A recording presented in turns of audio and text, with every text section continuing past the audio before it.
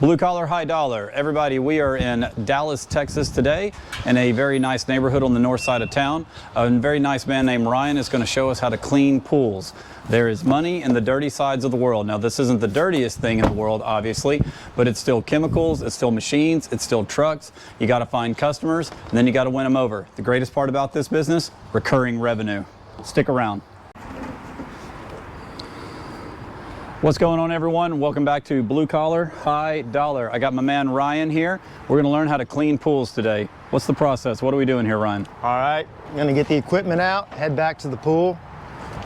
So what are we looking at? Well, first thing we're going to do is evaluate the pool, see what needs to be done, test the water chemistry, and then there's a process that has to go in order as far as cleaning the pool weekly. So that's what I'll be doing next.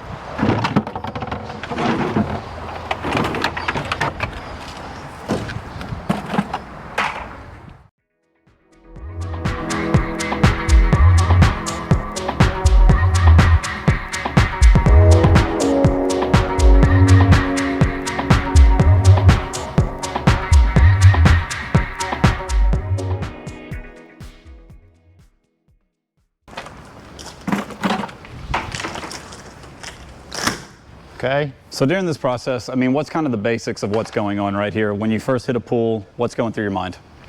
The very first thing I'm looking for is any sort of algae, which could be green, black, or yellow.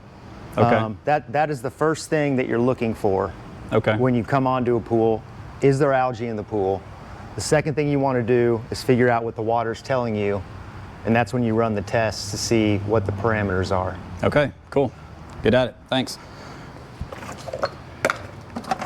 Well, I'm checking what the saturation index of the pool is. So in layman's terms, I'm going to see whether the water is hard or soft, scaling or acidic. And once I know where it's at on that scale, then I'll hone in on the specific test to see what needs to be raised and what needs to be lowered in the water chemistry. Very important to keep your water balanced. If it is not, the chlorine is basically rendered useless, which is what a lot of homeowners end up running into before they call me. So it's a step that is missed by people that don't thoroughly learn about what they're doing. In your experience, when you showed up to a pool, have certain pool cleaners obviously skipped this step and gone straight to the cleaning, and then you have to come in and solve the problem? Well, in short, there's a few ways to skin a cat. Now, there is the ideal way to do it, but I'll say this. The most common thing I hear from a new customer is complaints about their old pool service. So, being a job where you're not really being monitored or watched by anyone, it does take integrity. It takes somebody with a work ethic that's willing to do what they need to do step by step to make sure that pool's taken care of. So what did that test just tell you, and what are you grabbing? The test told me that the water is scaling, which means that it's hard, which means that it's on the positive end of the spectrum of the saturation index. On top of that, with how hot the weather is, to be expected, the chlorine is low, so I'll be adding shock and a stabilizer to hold that chlorine. And I will also be lowering the pH to bring that index back to 0, which is neutral. This is what people call balanced water. So that's what I'm trying to achieve on a weekly basis. Get the pool back to 0, not positive or negative, week to week, and that's how you keep the pool stable. Okay, so how did you learn all this? Well, when I started out, I decided college wasn't right for me, so I just entered the workforce and found myself just doing random jobs. I did irrigation for a while, landscaping, food delivery, and landed on the pool service working for a big company. Got trained up, realized that this is something that was up my alley, something that I like to do. I like the freedom of it. I like being outdoors and working with my hands. And so eventually realized I could do this for myself. I don't need to do this for a company. I can literally be my own boss. So tell us more about this dropping out of college. I went to school and got pretty far along in my degree, and I sort of hit a bit of a standstill when I realized I was a junior in college, that I didn't even really like the major that I'd picked, and I wasn't even positive what I was going to do with that degree, and I was basically spending all of my money and all my time to learn information that would basically be rendered irrelevant once I entered the real world. So I dropped out. All right. And what was your first job after you got out of college? You looked around and said, I need money. Where did you go? The first thing that I did is I went and I worked for a golf course as sort of a banquet manager. I wasn't a manager, but I was somebody that helped stock things, part-time waiter, if you will. I helped with cleanup. I was a bit of a grunt work guy, but I worked at a country club. That was the first thing I did. And then I found irrigation, which is sprinkler systems, and I got into irrigation and landscaping. And I thought that that was all right. It was very, very hard work. I did not find it enjoyable, but I did it. And eventually, I met someone that was in the pool industry, and I decided I'd give it a shot, so I just started going and applying to some of the companies around town. So way leads on to way. Very Yes. similar to my other interviews. You start working, you get out there, you get dirty, and you start meeting people. Yep, that is it. All right, so Ryan, your typical week, what is your schedule kind of looking like? You know, roughly, you know, how many pools do you service? When does your day start? What does that kind of look like for people out there that are wondering how to sort of work their way or build their way into their own business? Sure, so I have currently 45 pools. Okay. My route pretty much stays around that, 45 to 50. Okay. It's based on a weekly service business, so all of my customers, they sign up for once a week pool service year round. Okay. And Tuesday through Friday, I am maintaining those pools on a weekly basis. And then on Mondays, that's when I'm doing my filter cleans, any sort of repairs that I need to address, any sort of clerical work. Okay, and what is a filter clean? Like, what does that compose of? You come back to the houses, or? Yes, so every pool has a filter. The water comes through the pump, enters the filter, exit the filter, comes back to the pool. And it's industry standard every 6 months that filter has to be disassembled, thoroughly cleaned, good as new, put back together. Okay, so that one filter is a major part of the machining process. Yes. Okay.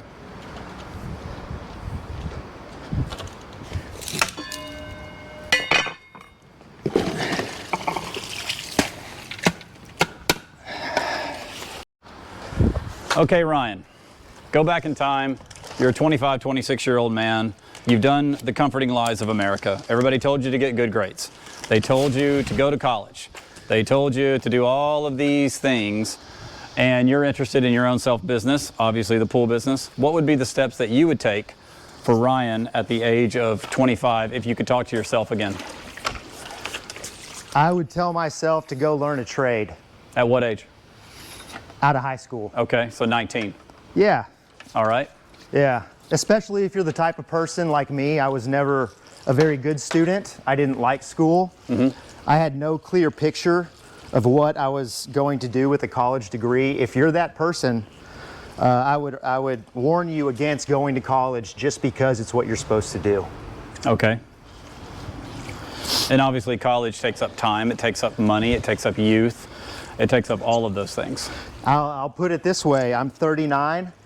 I'm still paying student loans for a degree that I never even graduated from or used, Wow. and wasted, 3 to 4 years of the prime of my life straight out of high school. I understand. So that young man or young woman that's sitting in college right now, they're a junior, you know, their parents expect them, they have family pressures, you will graduate, that kind of thing. Could they hop on a pool service, or are they too limited with their schedule? Like while they're in school still? Yeah. Yes, you could. Now, if you're the traditional student who's like living, on or near campus, and you're taking a full load, 20 hours a semester, probably not. Unless you're doing night school and working really hard and kind of burning both ends of the candle. Yeah, that's the thing. That this is what I mean by a waste of time. If you're just going into college to be a full-time student because you feel like that's what you do after high school and that's the end of it, you might want to rethink. Okay. Or another good idea here, guys, is, take a year off. You got about 70 more years of life, maybe 60, something like that. Take a year off and just go make some money.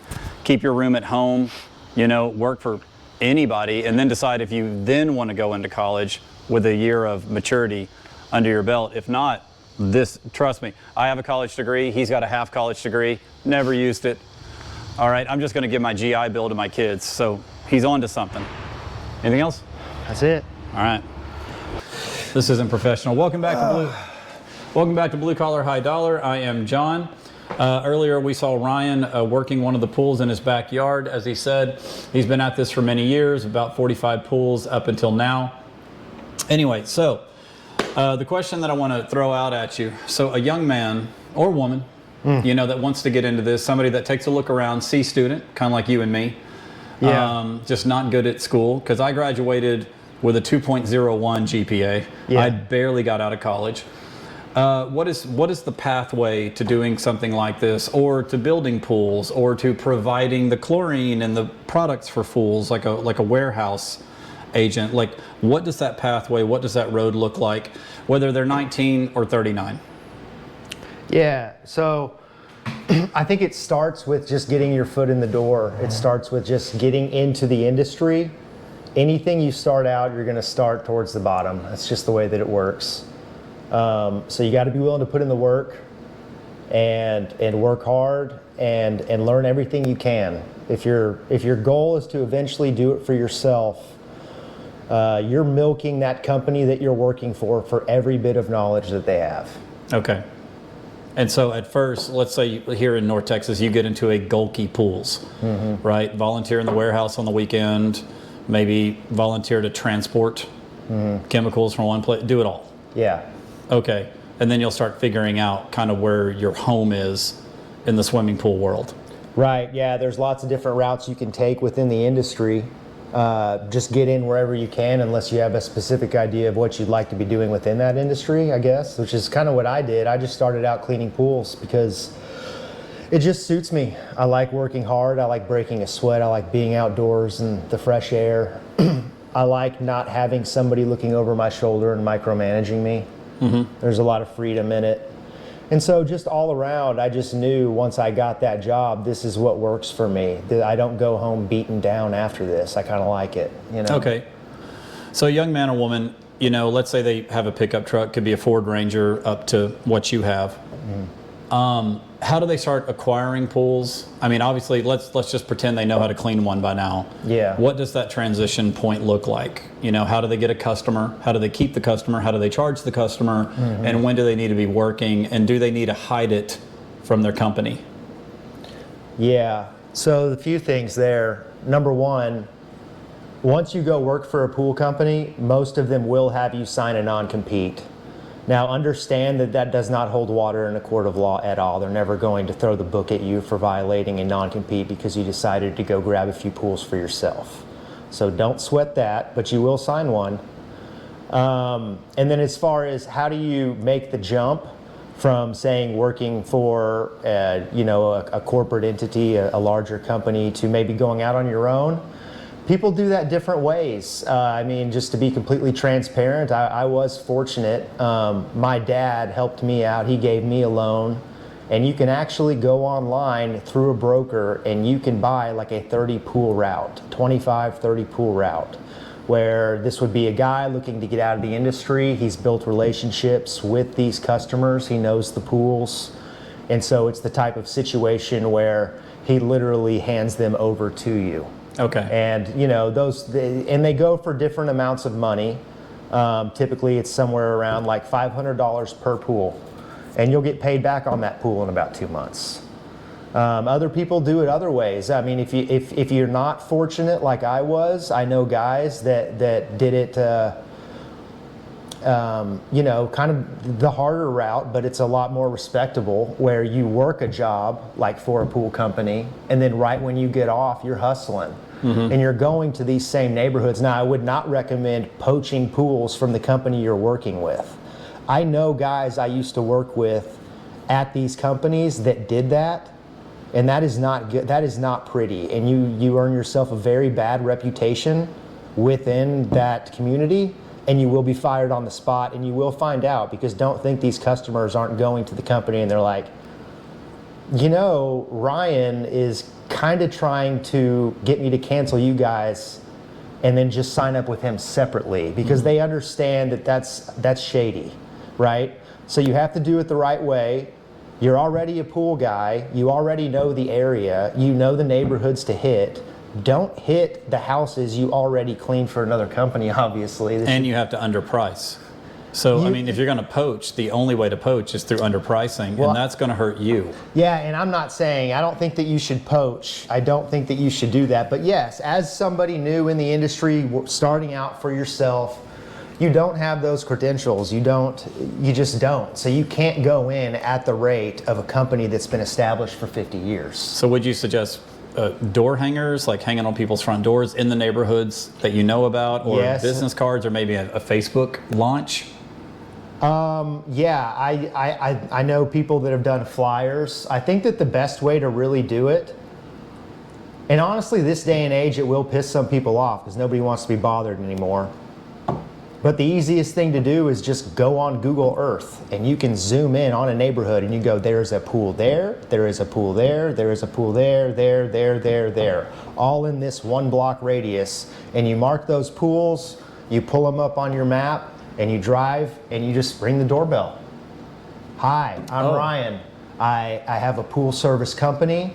I am now serving your area, and I just wanted to know if you're happy with your current provider or not. I'm offering specials. And you take it from there. And I think you'd be surprised to learn how many people hate their pool guy. And I know, because I get calls probably every other week. That might be an exaggeration. I get at least 2 calls every month from somebody who is so fed up with their pool company because they're not dependable, they're not reliable, they don't communicate, they don't do quality work, they're cutting corners, the customer sees it, and they're like, man, I'm wasting my money, I'm getting hosed here. And it's like you made their day because you just knocked on their door and it's what they were looking for. It's actually a much more common problem than you think. So it's not a hard business to break into. And by the way, that's ubiquitous across the home services industry. I don't care if it's a landscaper, a pool guy, me, I'm in the trash business. I cannot tell you how many jobs I picked up because nobody else answered the phone or nobody else returned the text. Exactly. I mean, it's insanity. Or they called a different trash guy for a trash out, and he just flat out didn't show up. And they were closing on the property the next day, and everything was in the garage, and it was multiple dumpster loads, and I just said, hey, I'll move heaven and earth to get there. Now, we came in at the bell 5 o'clock on a Friday right before closing, but we got that done. And then because I made that customer happy, they referred me to somebody else that was a $17,000 job. So, crappy home services businesses is pretty standard across the board. And so look, the bar is so low. Mm-hmm. If you just answer the phone and you're a decently quality human being, you'll succeed. So basically, to narrow it down, $100 in door hangers, you can design it for free on Google, and a weekend of your time and a tank of gasoline. Yeah, or maybe just like an hour of your time after work every day. Okay. Drive right back to the neighborhood you just worked in, skipping the houses that you work on, obviously, and just knock on some doors. Be friendly. Sorry, I'm not trying to bother you. I just noticed that you have a pool. Take it from there. And I think you'd be surprised how fast that list starts to grow. And before you know it, you're looking at a list and you're doing the numbers and you're like, I can jump now. Now I can jump. And you can walk into work, you can quit, and you can start doing your thing. Yeah, and by the way, this is why I teach minimalism, or I'm going to start on my future videos. If you can live off very, very little, if you can live off nothing. So he just said there's a pool number to where you can jump off and go to your own. To some guys, that pool number is going to be 15. To some guys, it's going to be 35. Right now, Ryan and I are fathers, so that number is much higher for us. But your launch point can come much faster if you don't have a massive truck payment, a stupid rent payment, something like that. So minimalism is kind of the key to this whole thing. Or like Ryan said, you can buy a route. I'm assuming you can also get bank loans on those things. You can, yeah, you can. And once you have a route, once you have a core route, it is not difficult for that route to grow. If you're good, and you don't have to be a genius, you don't have to be like the pool guru. Literally, like John just said, be a decent human being, show up every week, be dependable, answer text messages, answer the phone, be honest. Your route will grow. These people will tell their friends and their family, and you'll start getting phone calls. Recurring revenue. And in the meantime, if you're the type of guy where it's like, well, I don't really have a dad to give me a loan like that, and I'm not sure that I could get a bank loan in my situation, well, you know what? Just go bust it for an hour every day after you clean pools for a company. Talk to some people, see if you can get some people to sign up. You know, clean those on the weekend. And then once you've filled up a Saturday and part of a Sunday, most people can live off of 20 pools. Yeah, it happens faster than you think. It's the snowball rolling down the mountain. Yeah, I'll tell you this, and this is true across the board in the service industry too. John, you know, I mean, in the blue collar world, if you find yourself being a grunt man for a company, you do not make anything. You start doing that for yourself, you might make more than your neighbor who has a master's degree and is white collar. My income more than tripled just by doing the exact same thing, but for myself. Yeah, it's worth it. That's common. It's worth it. You have to have the guts to jump out, because there's no safety net when you're your own boss and you're doing all your own books and you're figuring out the taxes. And it's like, well, I can't really do a bad job today because if I do, I literally might lose income. It's not the same as going to work for a company. You're stepping up. I mean, that's when the rubber meets the road. But if you're up for it and you feel like you're somebody that doesn't need someone telling you what to do all the time, because you're not an idiot and you're not lazy, then you owe it to yourself to try that. It's worth it. Yeah, I agree. So let's segue to college. Okay. Your thoughts on going to higher education? Yeah, it was a huge mistake for me. I mean, don't get me wrong, I had a blast. I had too much fun. But that's basically all it was for me. I was never a good student in high school. You know, I come from not a rich family, but a middle-class family where it's expected of you to go to college, so it's what you do. And so I just kind of, you know, I never cared much about school, so I barely graduated high school. I always did just enough to be able to play the sports and graduate. And then went to college and had no idea what I wanted to do or what I was interested in, but I did know that I was into the party scene, and I did a lot of that. But after a few years of that, and I start seeing how much debt that I'm falling into, it's very easy to distinguish yourself from your college friends who actually have a vision, and they're like, no, I've always wanted to be a veterinarian. It's like, okay. Or, yeah, no, dude, I just know I'm a doctor. Like, that's why I'm in college. And it's like, well, and you just realize I'm not even supposed to be here, because I don't even, like, I picked a major based on the classes that didn't kick me in the nuts. Okay. It's not like I loved it, right? Okay. And so you just reach a point where you're like, man, I'm not, this isn't for me. I don't belong here, and I'm wasting time. I think that your years right out of high school are very valuable. Not that if you've dug yourself in a hole, if you're watching this and you're 28 or you're 30 and you're just trying to figure it out, welcome to the club. That's a lot of us. But if you can see this coming down the road and realize, you know what, I've never really felt a calling. There's not really anything in school that particularly grabs me. Get yourself in a trade, you know, and if you're like me and maybe you're into sports and you like exercise and you like seeing what a good job you did tangibly, like looking at that pool when you're done with it and you're like, man, that's what does it for me. Then really seriously think about maybe it's time to just head out into the workforce.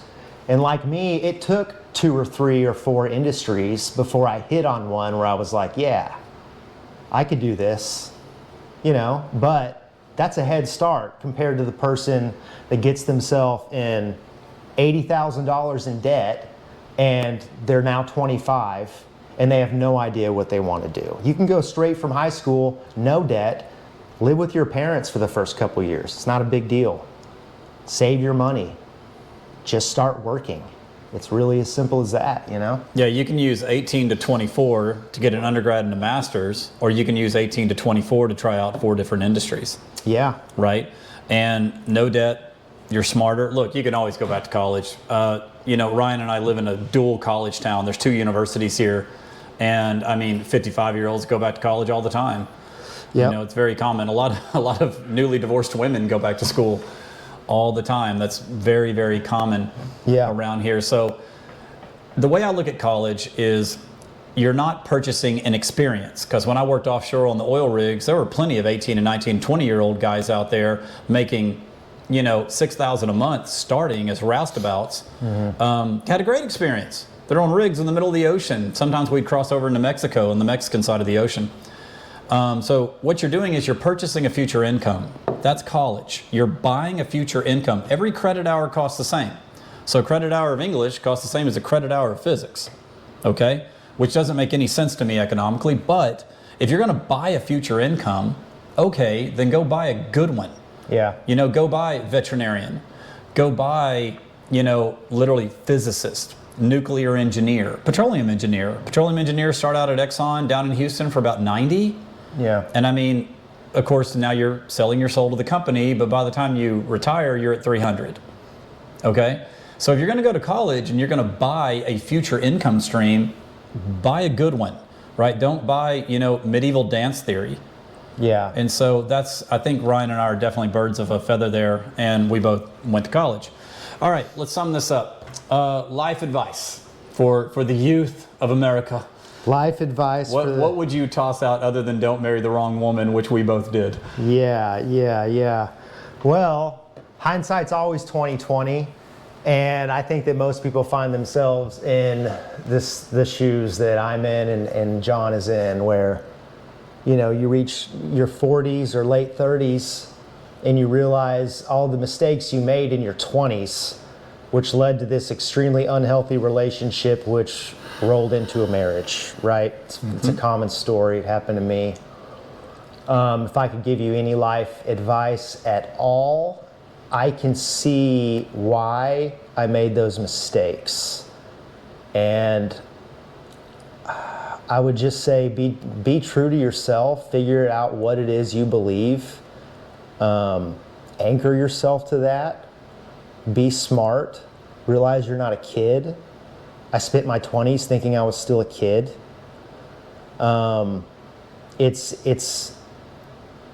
It would do you well to realize, okay, I am a young adult and I can really bust out of the gates here if I'm just a little bit smarter about things. And I wasn't. I blew through a lot of stop signs and warning signals. And yeah, it landed me in an extremely unhealthy marriage, you know, that I'll deal with now. I've got kids until they all age out. You know, I am very much connected to that person, whether or not we're married, just because we have children together. So it's life, you know. I love my life, and mistakes happen, and you work with it and you work through it. But my advice would be just be smart. Hold fast to your beliefs and your convictions, and don't worry so much about, you know, making sure that you're always doing something that, you know, is fun, or my life can't be boring. I need to be doing this. I need to be doing that. It's okay to just settle down. Just settle on down and do what's smart. Find some good friends. You don't need a lot. Find a couple good friends, and be smart about your money. Be smart about who you hang around. Be smart about who you hitch yourself to romantically. You know, look at that person's character. Do they hold the same values as you? Do they hold the same beliefs as you? Or is this just somebody that you like to have sex with and she likes to get drunk with you? Right? This is most 20-year-olds. This was me. I'm not unique in this. I think we all realize that, you know. Yep. So, yeah, if I could give a young man any advice, you know, if my son, who is now 7, let's say he were 17, I'd say these exact same words to him. So, yeah. Yeah, and the same thing goes for, you know, females as well. You know, it's a different experience for y'all, but you can do the same stupid stuff. You can waste your 20s, make bad decisions, buy into the comforting lies. The comforting lies of, oh, you got to go to college. This is America. That's how you succeed. No, it's not. Oh, you got to get married. You don't necessarily have to. Yeah. All right. So, yeah, so you don't have to answer into the comforting lies. You can go run trash. You can go run pools. you know, and do very, very well. Ryan, appreciate it. Yes, sir. All right, let's hope that worked out. Yeah. If not, I don't want to do it again.